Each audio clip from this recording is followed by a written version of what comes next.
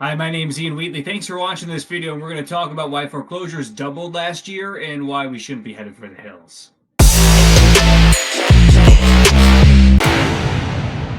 Hi, my name is Ian Wheatley. Thank you for watching this video and checking out my YouTube channel. If you want more information and content like this, feel free to like and subscribe to this video.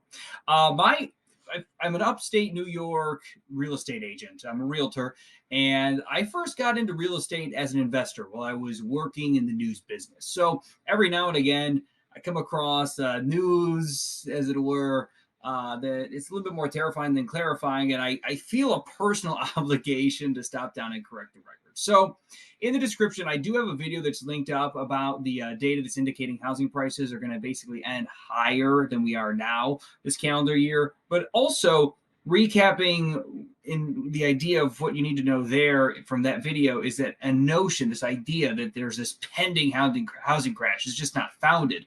But that idea of imminent crash coincides really with this sentiment here.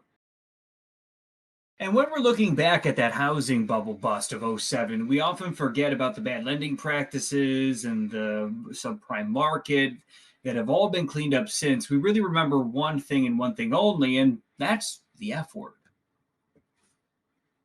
foreclosures. And I think it's clear that we really haven't reconciled the Great Recession and the economic trauma of our generation. So we'll try to do our best to kind of process through some of that right now.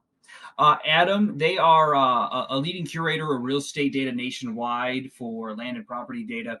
And they showed in their year end 2022 US foreclosure market report. And it showed, all foreclosure filings that you see there, the default notices, the scheduled auctions, the bank repossessions, and they reported 324,237 US properties in 2022.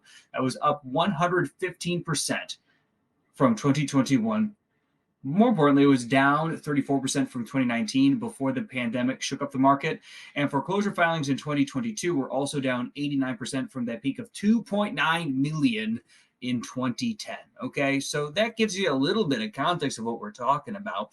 And so here we're looking at annual foreclosure filings from '05 through the end of last year. And what do you see?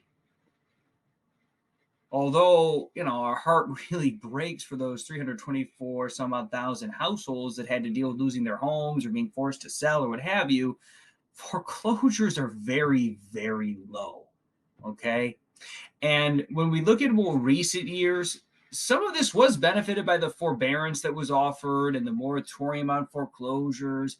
But really, since the onset of the pandemic, there have been 1 million fewer foreclosures than there ought to have been had we maintained the average number of foreclosures that we were doing just those 3 years prior to COVID. So, in reality, we're really doing just fine. And I want to leave you with the words of experts and not my own.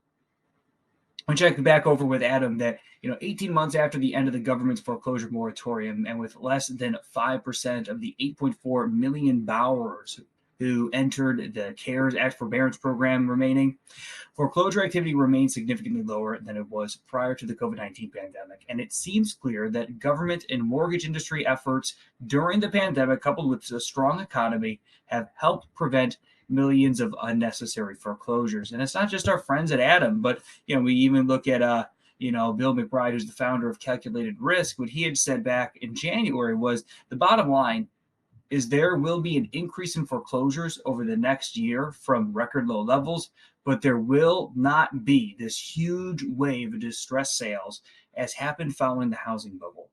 The distressed sales during the housing bust led to cascading price declines, and that will not happen this time. So again, if you have found this content informative and helpful and you want more of it, please like and subscribe. I'm Ian Wheatley. Thank you for watching.